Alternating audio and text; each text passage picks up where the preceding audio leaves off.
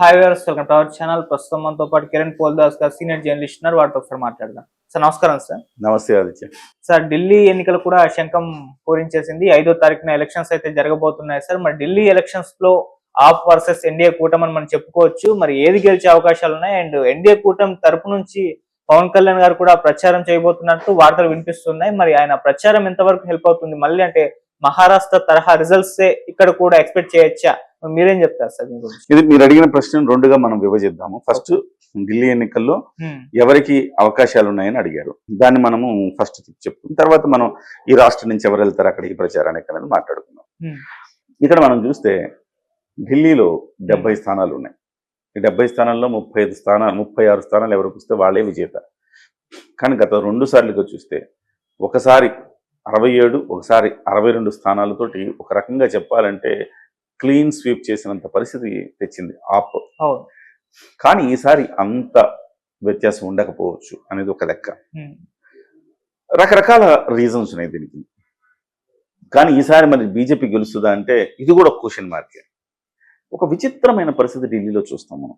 ఆ విచిత్రమైన పరిస్థితి ఏంటంటే మీకు కేంద్ర అంటే సార్వత్రిక ఎన్నికల జనరల్ ఎలక్షన్స్ లో మాత్రం ఎంపీ స్థానాలు 7 ఎంపీ స్థానాలు ఉంటే 7కి 7 ఎంపీ స్థానాలు బీజేపీకి వస్తాయి. ఇప్పుడు కాదు, 2 సార్లు. 2019లోనే అదే జరిగింది, 2014లో అదే జరిగింది, 19లో అదే జరిగింది, 2024లో అదే జరిగింది.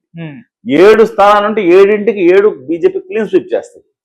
అంటే అసెంబ్లీ ఎన్నికలకు వచ్చేటప్పటికి చతికిలబడుతుంది. ఒక విచిత్రమైన పరిస్థితి. నాకు అనిపిస్తుంది ప్రజలు అక్కడ డిసైడ్ అయ్యారేమో, జాతీయ స్థాయిలో దేశానికి మోడీ కావాలి, రాష్ట్రానికి కేజ్రీవాల్ కావాలి అని డిసైడ్ అయ్యారేమో అనిపిస్తుంది. సో అట్లానే కనపడుతున్నాయి. గత 3 సార్ల నుంచి ఫలితాలు అట్లా కనపడుతున్నాయి. ఈ ఢిల్లీలో మీకు పాగా వేసి దాదాపు దగ్గర 30 ఏళ్ళు అవుతుంది బీజేపీ. 3 దశాబ్దాలుగా అందని ద్రాక్షలాగా మిగిలిపోయింది అక్కడ అధికారం అని చెప్పాలి. ఒక ప్రధానమంత్రి ఉంటాడు అక్కడే. ఇప్పుడు మన తెలంగాణలో ఉన్న పరిస్థితే, ఇక్కడే ముఖ్యమంత్రి ఉంటాడు కానీ సీట్లన్నీ చుట్టుపక్కలన్నీ కూడా బీఆర్ఎస్. అక్కడ ఢిల్లీలో ప్రధానమంత్రి ఉంటాడు కానీ అక్కడంతా కూడా అధికారం ఆప్ ఉంటుంది. సో విచిత్రమైన పరిస్థితి అనమాట అక్కడ. అయితే ఈసారి ప్రధానంగా ఎన్నికల్ని ప్రభావితం చేయబోయే అంశాలు మళ్ళీ ఉచిత విద్యుత్తు, ఉచిత వాటర్, అలాగే మహిళలకు 2100 ఆల్రెడీ పెన్షన్ ఇస్తున్నాడు. పెన్షన్ అంటే మహిళలకు ఖర్చులకి 2100 రూపాయలు కేజ్రీవాల్ ఇస్తున్నాడు. దానికి పోటీగా 2500 ఇస్తామని కాంగ్రెస్ పార్టీ, అలాగే 2500 ఇస్తామని బీజేపీ ప్రకటించాయి. ప్రెగ్నెంట్ ఉమెన్కి 21,000 రూపాయలు ఇస్తామని బీజేపీ ప్రకటించింది ప్రతి నెల. అలాగే ఉచిత బస్సు సౌకర్యం కేజ్రీవాల్ కల్పించాడు విద్యార్థులకు. ఇలా చెప్పుకుంటూ పోతే అన్ని ఉచితాలు, అక్కడ కూడా ఉచితాలే. చదువుకున్న వాళ్ళు అందరూ, కానీ ఉచితాలు మాత్రం మస్ట్ అండ్ షుడ్. అక్కడ మీకు శీతల్ అని ఒక ఏరియా ఉంది, ధారావి, ముంబై ధారావి ఎట్లనో అది ఒక పెద్ద మురికివాడ, స్లమ్ ఏరియా. ఆ స్లమ్ ఏరియాలో చాలా పెద్ద ఏరియా అది. ఆ ఏరియాలో ఈయనకు పట్టుంది. ప్రధానంగా మనం ప్రభావితం చేసే అంశాలు అప్పర్ క్యాస్ట్ అంతా బీజేపీ వైపు ఉంటుంది. దళితు, ముస్లిము, ఇతర నిమ్న వర్గాలన్నీ కూడా ఈయన వైపు ఉంటాయి. ఈ స్లమ్ ఏరియాతో సహా ఆప్ వైపు ఉంటాయి. వాస్తవానికి అదంతా Congress vote bank. Congress vote bank కోల్పోయి అది ఆప్కి వెళ్ళిపోయింది. త్రిముఖ పోటీ ఉండాలి అక్కడ లెక్క ప్రకారం, కాంగ్రెస్, బీజేపీ, ఆప్. కానీ ప్రజలకు విశ్వాసం లేదు. బీజేపీని కొట్టాలంటే ఆప్కే ఓటేయాలన్న ఉద్దేశంతో కాంగ్రెస్ పార్టీని 0 చేశారు. ఈసారి కూడా కాంగ్రెస్ పార్టీ 4-5 సీట్లకు మించి గెలవకపోవచ్చు అంటున్నారు. కాంగ్రెస్ పార్టీ ఎంత బలపడితే బీజేపీకి అంత మంచిది. అక్కడ వాళ్ళిద్దరు ఓటు బ్యాంక్ ఒకటే. కాంగ్రెస్ పార్టీ బలపడితే ఆ కేజ్రీవాల్ ఓటే తీసుకుంటది, బీజేపీ ఓటు టచ్ చేయలేదు. బీజేపీకి ఏంటంటే ఇతర ప్రాంతాల నుంచి వలస వచ్చిన వాళ్ళు, అప్పర్ క్యాస్ట్ వాళ్ళు, వీళ్ళు ఎక్కువ బీజేపీకి. అక్కడ కూడా అప్పర్ క్యాస్ట్ వాళ్ళు దాదాపు 40% ఉన్నారు. సో ఈ ఓట్లు గంపగుత్తగా బీజేపీకి పడ్డం అనేది ఒక లాభించే అంశం. కానీ బీజేపీకి ఒక నాయకత్వం లేకపోవటం అనేది ఒక మరొక పెద్ద మైనస్ అని చెప్పాలి. ఎవరు క్రౌడ్ పుల్లర్ ఒకళ్ళు ఉండాలిగా. ఇప్పుడు జనసేన పార్టీకి పవన్ కళ్యాణ్. సో కానీ మన నరేంద్ర మోదీ అనుకోవచ్చు బీజేపీకి, ఆయన జాతీయ స్థాయిలో కదా, కానీ రాష్ట్ర స్థాయిలో ఒక ఫేస్ ఉండాలి కదా. అరవింద్ కేజ్రీవాల్కి తూగగలిగిన ఒక వ్యక్తిని చూస్ చేయడంలో బీజేపీ ఫెయిల్ అయిందని చెప్పాలి. అందుకే గత 3 సార్లుగా అరవింద్ కేజ్రీవాల్ చేతులు ఓడిపోతూనే వస్తుంది. ఈసారి కూడా ఎన్నికల్లో ఎడ్జి ఆయనకి ఉందని చెప్తున్నారు. లేకపోతే మద్యం కుంభకోణం చాలా ప్రభావితం చేస్తుందని అందరూ అనుకున్నారు. కానీ పెద్ద దాని మీద పెద్ద చర్చ లేదంట.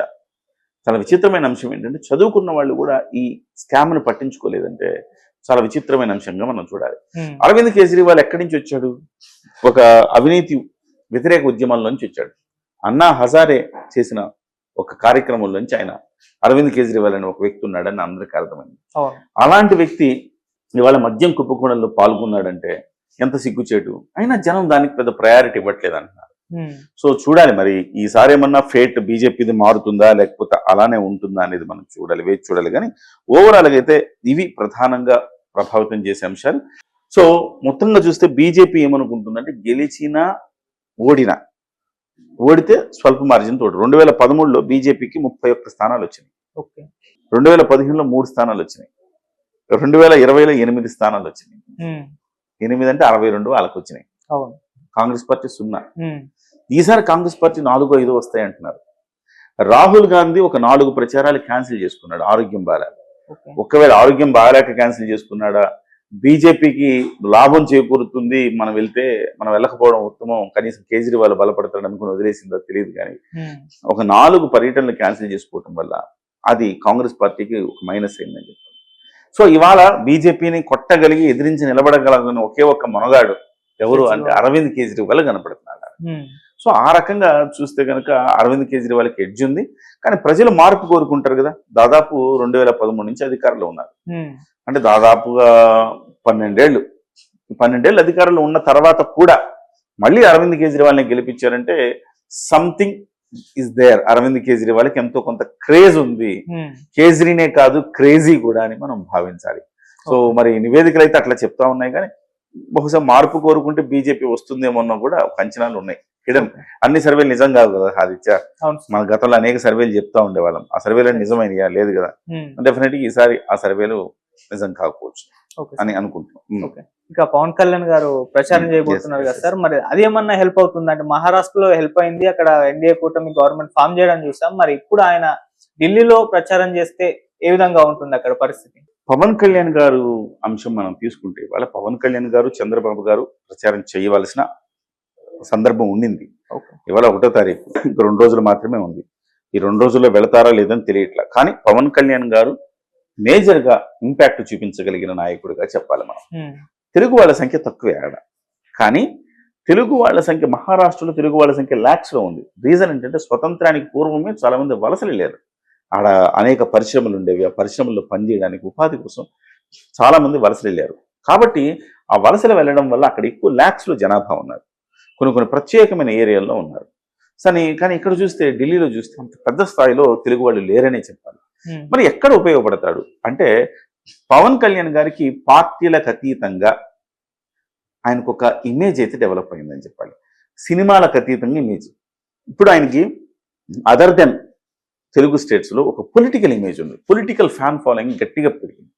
సనాతన ధర్మం గురించి ఎప్పుడైతే గట్టిగా మాట్లాడాడో అప్పటి నుంచి చాలా మంది హిందువులు ఆయనకు అట్రాక్ట్ అయిపోయారు.